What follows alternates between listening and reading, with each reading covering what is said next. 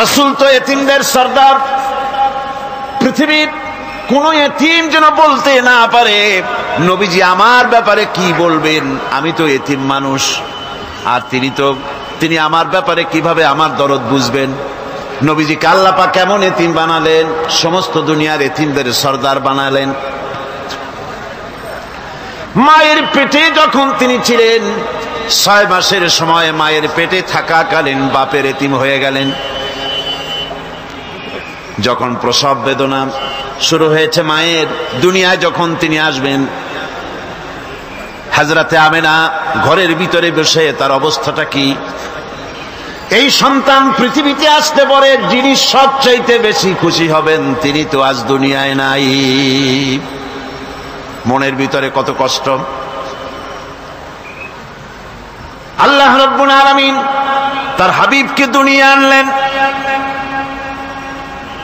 রাসূলের দাদা ঘরের সামনে তাঁবুর সামনে দাঁড়ায়া তায়েফ থেকে আগত সাদিয়া গোত্রের লোকদেরকে বলতেছেন, এই ঘরের ভিতরে একটা এতিম বাচ্চা আছে, বেশি টাকা কড়ি দেওয়া যাবে না, যদি দয়া হয় নিয়ে যাও।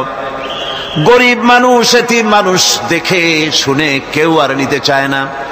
সবশেষে এলেন ভাগ্যবতী মেয়ে, ভাগ্যবতী মহিলা হযরতে হালিমাতুস সাদিয়া। তিনি এসেছেন, কোনো ছেলে পেলে পায় নাই, সকলের শেষে তিনি এসেছেন। আব্দুল মুত্তালিব বলছেন, এই ঘরের মধ্যে একটা এতিম বাচ্চা আছে, দয়া হলে নিয়ে যেতে পারো। তিনি স্বামীর সঙ্গে পরামর্শ করলেন, এরপরে বললেন যদি দেখতে অন্তত ভালো হয়, মন যদি ভালো লাগে নিয়ে যাব, একেবারে খালি হাতে ফিরে যাওয়ার চাইতে তো ভালো। হযরতে হালিমা বলেন, আমি ঘরের মধ্যে প্রবেশ করলাম, মা আমিনার কোল থেকে শিশু মুহাম্মদ সাল্লাল্লাহু আলাইহি ওয়াসাল্লামকে যখন আমি কোলে নিলাম, আমি হুজুরের চেহারার দিকে নজর করে দেখলাম, আমার কাছে মনে হলো যেন পূর্ণিমার চাঁদটা আমার কোলে ধরা দিয়েছে। রাসূল কি শিশু মুহাম্মদ সাল্লাল্লাহু আলাইহি ওয়াসাল্লাম কি যখন নিয়ে বাড়ির দিকে রওনা হলাম, যে গাধা আমার সকলের পেছনে এসেছে সেই গাধা এখন সকলের আগে ছুটে চলে যায়। এরপরে বাড়ি যখন নিয়ে গেলাম, কুয়ায় পানি বাড়লো, গাছে ফসল বাড়লো, খেজুর গাছে খেজুর বাড়তে লাগলো, জমিনে ফলন বেড়ে গেল। রাসূলের দুধ বোন সাইমা রাসূলকে নিয়ে মুহাম্মদ সাল্লাল্লাহু আলাইহি ওয়াসাল্লাম তাকে দোলনা নিয়ে দোল দিতেছে। কি আশ্চর্য অবস্থা! সাইমা তাকে দোল দিচ্ছে আর বলতেছে, বেঁচে থাকুক মুহাম্মদ সাল্লাল্লাহু আলাইহি ওয়াসাল্লাম, সে দীর্ঘজীবী হোক। কবি লিখতেছেন, কি আশ্চর্য কথা, বেদুইন বালিকা কারে নিয়ে দোল দেয় সে কি তা জানে? বিশ্বনবী মুহাম্মদ রাসূলুল্লাহ সাল্লাল্লাহু আলাইহি ওয়াসাল্লাম এভাবে এতিম অবস্থায় জীবন তার শুরু হলো। যখন তিনি ফিরে এলেন 6 বছর বয়সের সময়, যখন মায়ের কাছে তিনি ফিরে এসেছেন, প্রতিদিন তিনি খেলা দেখতে যান ময়দানে। ইতিহাসের মধ্যে লেখা হয়েছে, মা প্রতিদিন সন্ধ্যার সময় তাকে ফিরে পান। আজকে সন্ধ্যা হয়ে গেছে, শিশু মুহাম্মদ সাল্লাল্লাহু আলাইহি ওয়াসাল্লাম বাড়ি ফেরেন না। কারণ কি, কেন বাড়ি ফেরে না? সন্ধ্যার দিকে তিনি চলে গিয়েছেন পাহাড়িয়া ময়দানে, যে দেখেন ধুধু করতেছে, চতুর্দিকে সন্ধ্যা হয়ে গেছে, অন্ধকার হয়ে গেছে, কোনো ছেলে পেলে নাই, কেউ নাই। পাহাড়ের পাদদেশে বসে শিশু মুহাম্মদ সাল্লাল্লাহু আলাইহি ওয়াসাল্লাম কাঁদতেছেন। মা প্রশ্ন করলেন, বাবারে সন্ধ্যা উত্তীর্ণ হয়ে গেল, কেন একা একা বসে বসে কাঁদো? তিনি বলছেন, মাজি আজ কদিন খেলা দেখতে আসলাম ময়দানে, প্রতিদিন দেখি যখন সন্ধ্যা হয়ে যায় মুরব্বী শ্রেণীর কিছু লোক আসে, ছেলেকে নাম ধরে ডাক দেয়, ছেলেরা দৌড়ে তার বাবার কাছে চলে যায়, আর বাবা ছেলেকে কোলে নিয়ে মুখে চুমা দিয়ে বাড়ির দিকে নিয়ে যায়। আমি আজ কদিন পর্যন্ত এই ময়দানে এলাম, কোনদিন সন্ধ্যাবেলায় তো কেউ এসে আমাকে মুহাম্মদ বলে একটা ডাক দিল না। আমার আব্বা কি নাই? আল্লাহ রাব্বুল আলামিন বলেন, আলাম ইয়াজিদকা ইয়াতীমান ফাআওয়া, এরকম এতিম অবস্থায় পেয়ে আমি কি আপনাকে আশ্রয় দেই নাই? আপনাকে আমি পেয়েছি এতিম অবস্থায়, এরপরে আমি আপনারে আশ্রয় দিলাম। ওয়া ওয়াজাদাকা দাল্লান ফাহাদা, এরপরে আমি আপনাকে পথ হারা পেলাম, আমি আপনাকে পথের দিশা দিয়া দিলাম। ওয়া ওয়াজাদাকা আইলান ফাআগনা, এরপরে আমি আপনাকে দরিদ্র অবস্থায় পেয়েছি, তারপরে আমি আপনার দারিদ্র মুক্ত করেছি আপনাকে। সুতরাং ফাআম্মাল ইয়াতীমা ফালা তাকহার ওয়া আম্মাস সাইলা ফালা তানহার ওয়া আম্মা বিনি'মাতি রাব্বিকা ফাহাদ্দিস। সুতরাং নবী, এতিমের প্রতি নির্মম ব্যবহার করো না, এতিমের প্রতি ভালো ব্যবহার করো, নির্মমতা দেখাইও না। আর ভিক্ষুককে ধমক দিও না, রূঢ়তা দেখিও না, আর আল্লাহর নিয়ামতের প্রশংসা করো। বহুত মানুষ আছে এতিমরে গলায় ধাক্কা দেয়। মানুষ যখন ভিক্ষা নিতে আসে, গরিব মানুষ ভিক্ষা চাইতে আসছে, ওই মেয়ে আত্মহত্যা জানো, দোয়া কুনুত জানো, বাড়ি যেয়ে কাজ করবা, এই সব আজে বাজে কথা বলে ভিক্ষা দেয় না। সাইলকে ধমক দিতে রাসূল করিম সাল্লাল্লাহু আলাইহি ওয়াসাল্লাম নিষেধ করেছেন, সাইলকে ধমক দিও না। গাড়িতে বসে যাচ্ছেন সাহেব, ট্রাফিক মোড়ে যখন সিগন্যাল জ্বলল, গাড়িগুলি দাঁড়ায় গেল, ফকির এসেছে, হাত নাই পাও নাই, বুড়া মানুষ, একটা পয়সা বার করে না। আবার এই মানুষটি ওই ফকিরকে ধমক দিয়া বার করে দিল। এরপরে এই লোকটি যখন কোনো মাজারের কাছে পৌঁছে গেল, 500 টাকার কড়কড়ে নোটটা ফেলে দিল। বলেন টাকা দরকার কার? মরা মানুষের না জিন্দা মানুষের? কার দরকার? যার টাকা দরকার ছিল তারে দেওয়া হলো না, যার দরকার নাই তারে দেওয়া হলো। এরপরে লোকটা না খেয়ে যখন মারা গেল, পথের ফকির, রাস্তার ফকির, না খেয়ে মারা গেছে। এরপরে তার কাফনের কাপড় নাই, লোকটাকে রাস্তার উপরে শোয়া একটা ছেঁড়া কাপড় দিয়ে ঢেকে রেখেছে। বড় লোকেরা, সাহেবরা তখন গাড়ি দাঁড় করে আর 5টা টাকা 2টা টাকা করে তার লাশের উপরে মারতেছে। এটা মানবতার এর চাইতে লাঞ্ছনা, মানবতার জন্য এর চাইতে গঞ্জনা আর কিছুই হতে পারে না। মানবতার প্রতি লাঞ্ছনা, এর থেকে আর দুর্গতি কি হতে পারে? বেঁচে থাকার সময় 1টা টাকা আপনি দিলেন না, মরে যাওয়ার পর বিদায় হয়েছে বালাই, এখন দেওয়া শুরু করেছে। আমার বন্ধুগণ, এই জন্য এতিমের প্রতি দরদ করার জন্য আল্লাহ পাক কোরআনের ভিতরে পরিষ্কার বলেছেন। রাসূল করিম সাল্লাল্লাহু আলাইহি ওয়াসাল্লাম নিজে এতিম ছিলেন, আর এতিমের প্রতি তার এত দরদ ছিল, একবার তিনি ঈদের দিকে নামাজ পড়ার জন্য যাচ্ছেন। প্রতিমধ্যে দেখেন একটা বাচ্চা ছেলে কাঁদতেছে।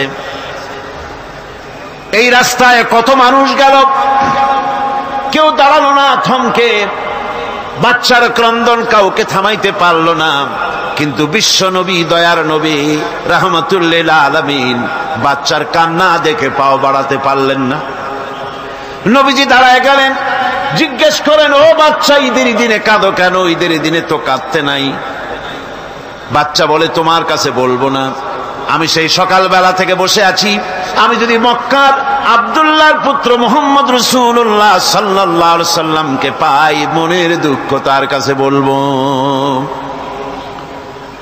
বিশ্ব নবী জমিনের উপরে বসে পড়লেন, বাচ্চারে কোলের উপরে উঠায় বলেন, বাচ্চা বলো কি তোমার দুঃখ? তুমি যার জন্য বসেছো আমি তো সেই এতিম নবী, কি বলতে চাও? বাচ্চা বলতেছেন, ইয়া রাসূলুল্লাহ, আমার বাবা মারা গেছে, সেই ছোট্টবেলায় একেবারেই তখন মায়ের পেট থেকে আমি আসার পর বাপ মরে গেল, আমার মা আর একজনের সঙ্গে বিয়ে বসেছে, সেই পুরুষটি আমারে দেখতে পারে না, আমার মা যদি আমারে কোলে করে এসে সহ্য করতে পারে না, আমারে চুমা খাইলে সহ্য করতে পারে না, আমারে খাবার দিলে মা মার খায়। আজ ঈদের দিনে রাতে আমার মা আমাকে বলল, বাবারে তোমার কপাল খারাপ, তোমার বাবা মারা গেছে, তোমাকে সাহায্য করার কেউ নাই, আমি তোমার যত্ন করতে পারলাম না, কোলে নিয়ে সুমাও দিতে পারি না, আমার এমনই কপাল খারাপ। সুতরাং এতিমের দরদ এতিম ছাড়ার কেউ বুঝবে না। তুমি আজ চলে যাও, ওই রাস্তায়, ঈদের রাস্তায় দাঁড়ায় থাকো, মাঠের রাস্তার পাশে, বিশ্ব নবীর কাছে তোমার দুঃখ বলো, এতিমের দুঃখ তিনি বুঝবেন। আমি মায়ের কথা মতো এই জায়গায় এতক্ষণ বসে আছি, হুজুর আপনি দয়া করে, আমার কথা তো আপনার কাছে বললাম, আমার মনের এই দুঃখ। নবীজি বাচ্চার কথা শুনতেছিলেন, চোখ দিয়া পানি পড়তেছিল, বাচ্চাকে বুকের সঙ্গে জড়িয়ে ধরে নবীজি বলেন, ও এতিম, মুহাম্মদ সাল্লাল্লাহু আলাইহি ওয়াসাল্লাম যদি তোমার পিতা হন আর হযরতে আয়েশা যদি তোমার মা হয়ে যায়, বলো তোমার মনের দুঃখ মেটে নাকি? ছেলে ডুকরে কেঁদে উঠলো আর বলল, ইয়া রাসূলুল্লাহ, হে আপনি যদি আমার পিতা হন আর আয়েশা যদি আমার মা হয়ে যায়, এর থেকে বড় সৌভাগ্যের আমার তো আর কিছুই নাই। নবীজি এতিমকে বাড়ি নিয়ে গিয়ে হযরতে আয়েশার হাতে তুলে দিয়ে বললেন, আয়েশা রে, পবিত্র ঈদের দিনে আল্লাহ রাব্বুল আলামিন তোমার জন্য একটা উপহার পাঠিয়েছেন, এটা যত্ন করো।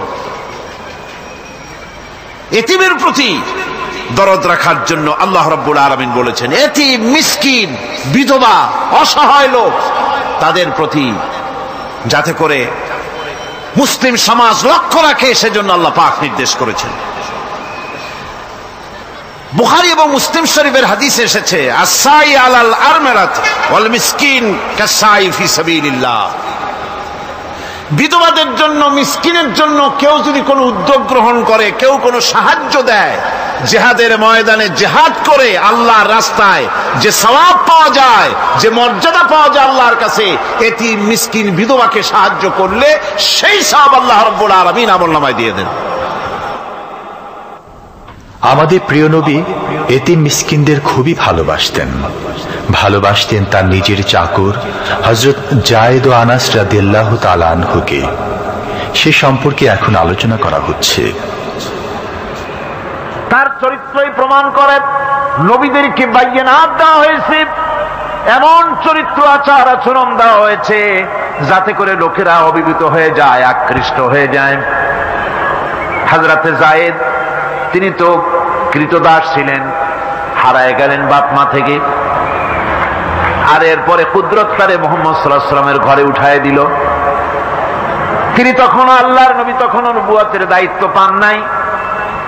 যায়েদের পিতার কাছে খবর হয়ে গেল, যায়েদ আছে রাসূলের বাড়িতে, মুহাম্মদ সাল্লাল্লাহু আলাইহি ওয়াসাল্লামের বাড়ি মক্কায়। তারা এসে হুজুরের সঙ্গে দেখা করে বললেন, মুহাম্মদ সাল্লাল্লাহু আলাইহি ওয়াসাল্লাম, জানতে পেরেছি আপনার কাছেই আমাদের ছেলে যায়েদ আছে, মেহেরবানি করে তাকে আমাদেরকে ফিরায় দেন।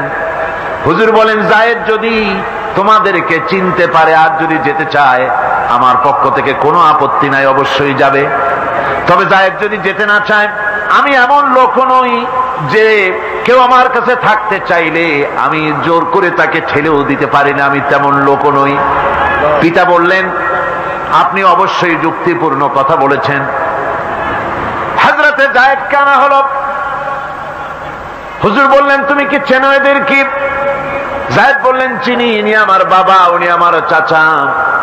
যায়েদের পিতা বলেন, বাবারে বাড়ি চলো, তোমার মা কেঁদে কেঁদে হয়রান, চলো বাড়ি যাই, বাড়ির যা কিছু আছে সব তোমাকে ফিরিয়ে দেওয়া হবে।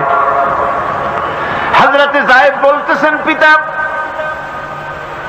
বাড়িতে যা আছি তাই শুদ্ধ, তামাম দুনিয়াটা যদি আমারে দেওয়া হয়, এই লোকটির কাছে থেকে যে ব্যবহার পেয়েছি, আমি এই লোকের কদম ছেড়ে যেতে পারি না। তার চরিত্রই প্রমাণ করে তিনি নবী, কি ব্যবহারটা পেয়েছেন।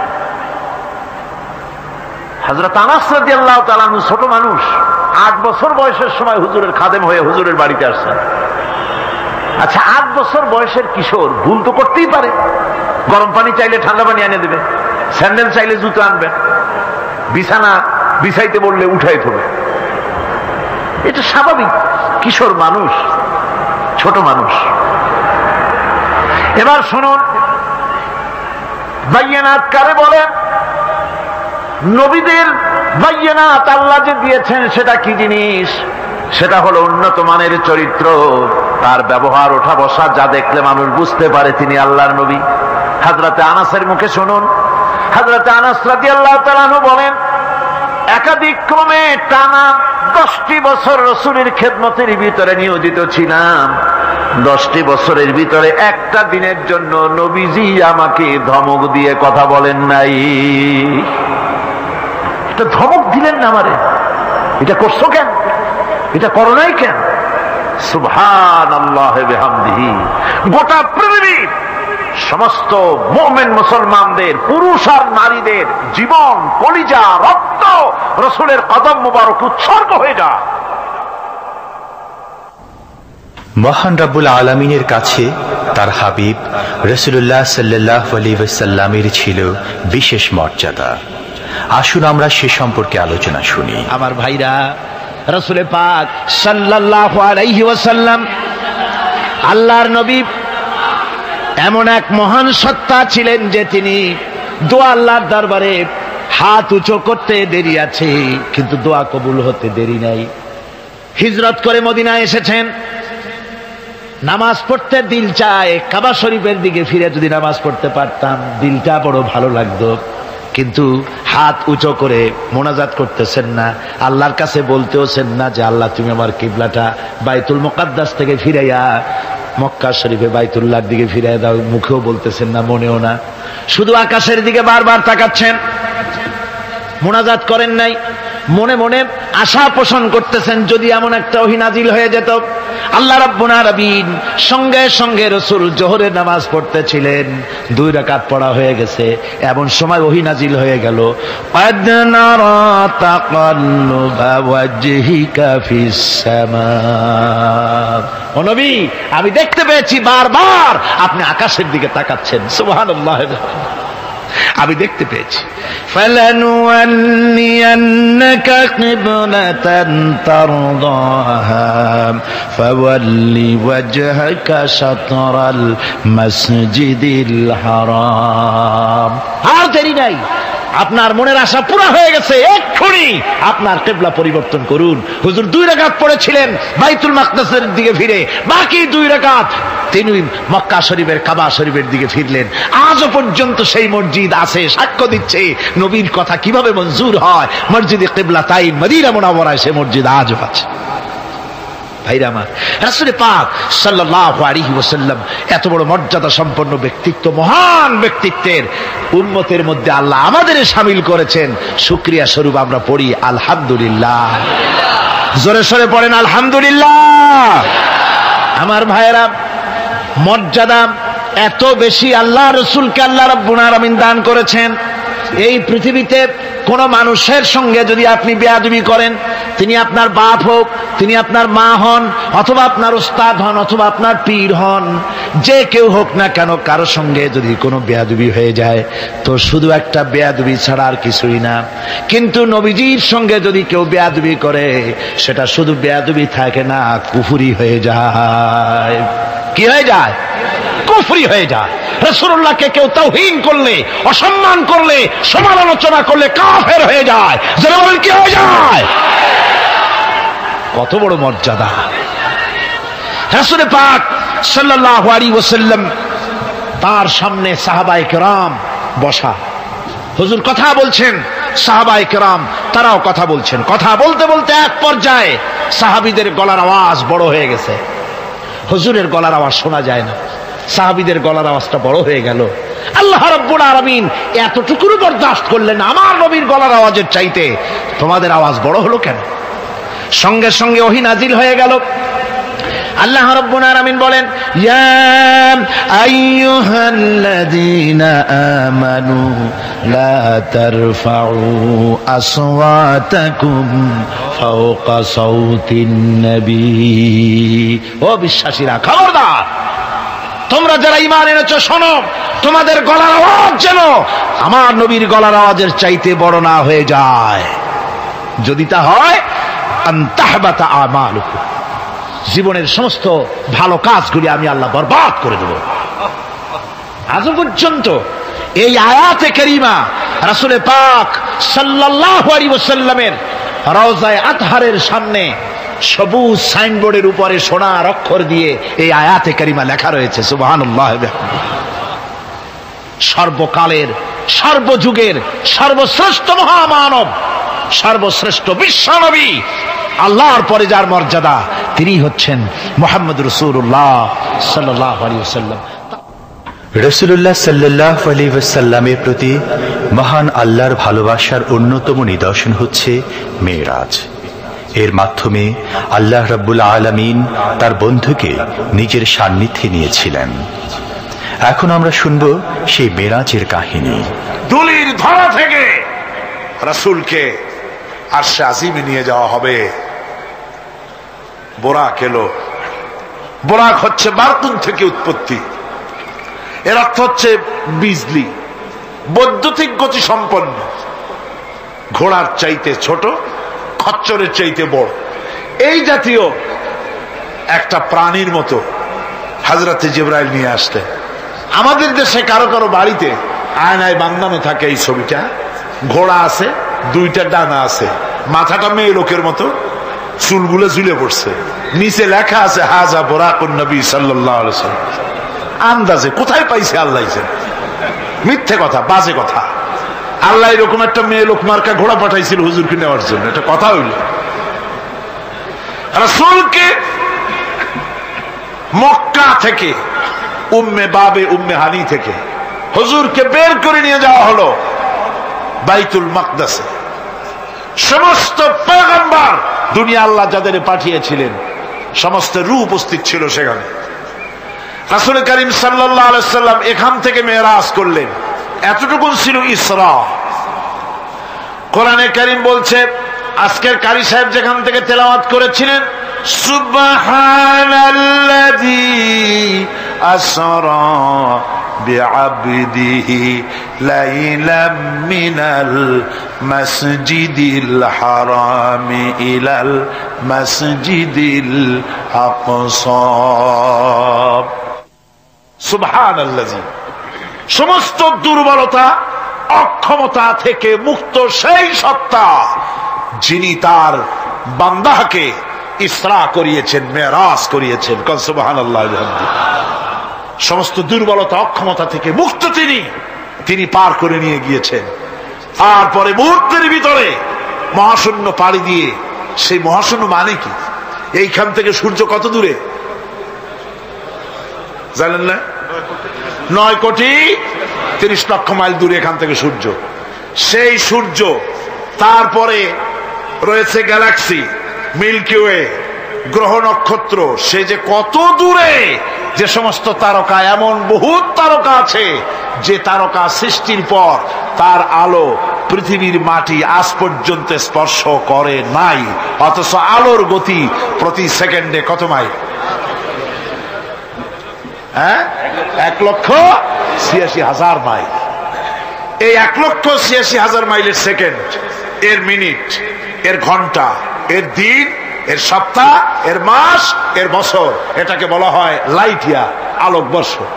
সেই তারকা তৈরি হওয়ার পর কত সহস্র সহস্র লাইট ইয়ার চলে গেল, আজ পর্যন্ত সেই তারকার আলো পৃথিবীর মাটি স্পর্শ করতে পারে নাই। তাহলে সেই তারা কোথায়?